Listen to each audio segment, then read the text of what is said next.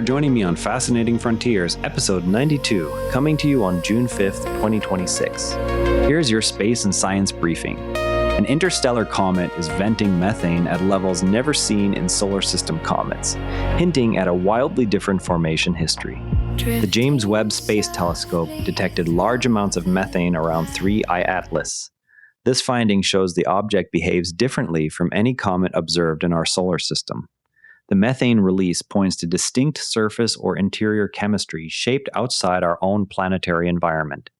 Follow-up spectra from Webb are expected to clarify whether similar molecules accompany the methane.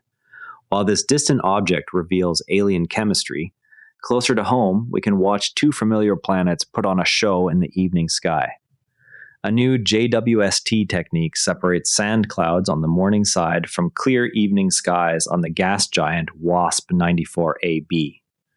Transmission spectra taken at different orbital phases made the distinction possible. Morning hemispheres show sand clouds, while evening skies appear clear.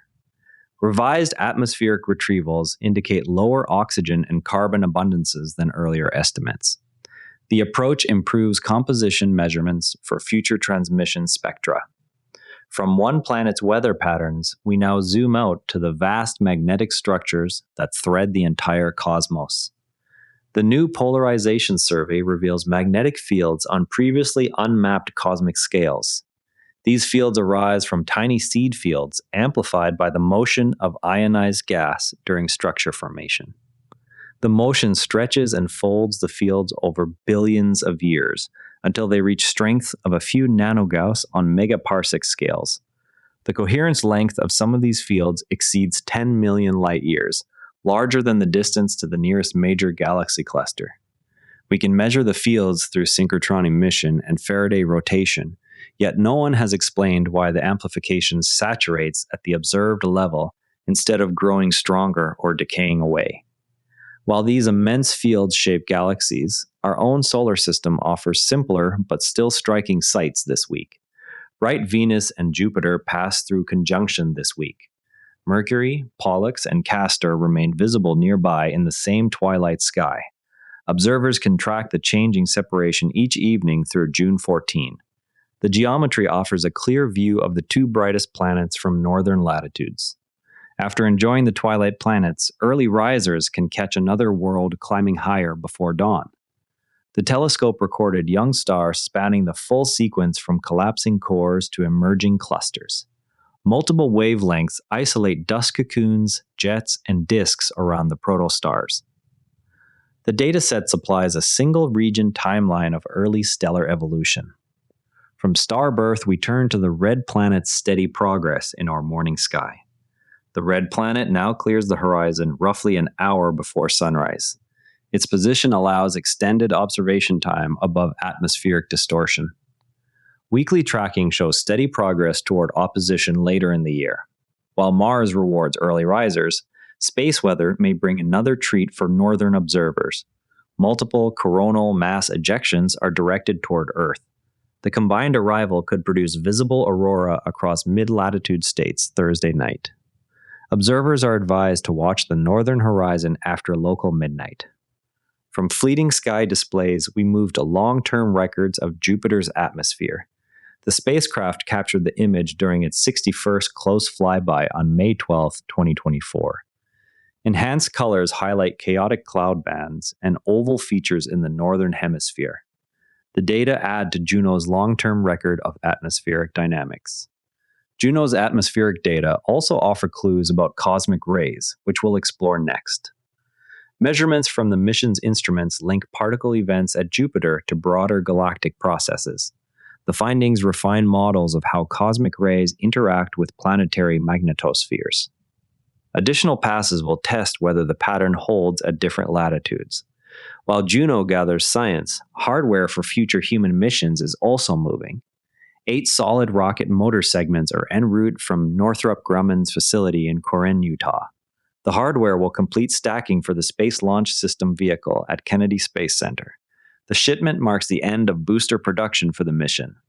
American rockets are not the only ones active. A Chinese launch recently added more satellites. The rocket launched at 0634 UTC on June 5, carrying the Group 12 batch of Internet satellites.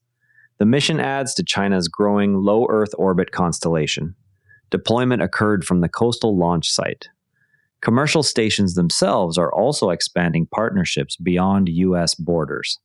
American companies are extending commercial low Earth orbit platforms to include European partners.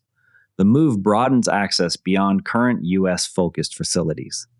Agreements target shared utilization after the ISS era. While new stations take shape, Earth observation satellites continue delivering practical images. The image captures the capital of Azerbaijan, host of this year's World Environment Day celebrations.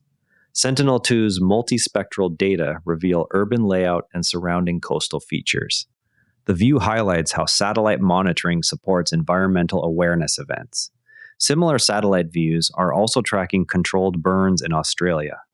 Sentinel and Landsat imagery track controlled fires set in the Northern Territory. The burns reduce fuel loads ahead of peak fire season. Satellite monitoring quantifies burned area and smoke transport in near real time. Finally, new research examines why some galaxies stopped forming stars early. Researchers traced rapid quenching in the most massive systems to intense early feedback. The findings come from combined simulation and observational datasets. The work narrows the window when star formation shuts down in these objects. New data keep arriving from both near-Earth orbiters and distant telescopes. Keep an eye on follow-up spectra from Webb on the Interstellar Comet as new observations come in next week. That covers today's space and science news. Share this with a fellow space enthusiast if you found it interesting. I'm Patrick in Vancouver. See you tomorrow. And before you go, this show is part of the NARA Network, a family of daily podcasts covering tech, science, markets, and more. If you enjoyed today's episode, give Modern Investing Techniques a listen. Modern strategies for Canadian and U.S. investors. You can explore the whole lineup at naranetwork.com. This episode used AI voice synthesis of my voice. Editorial selection and analysis are my own.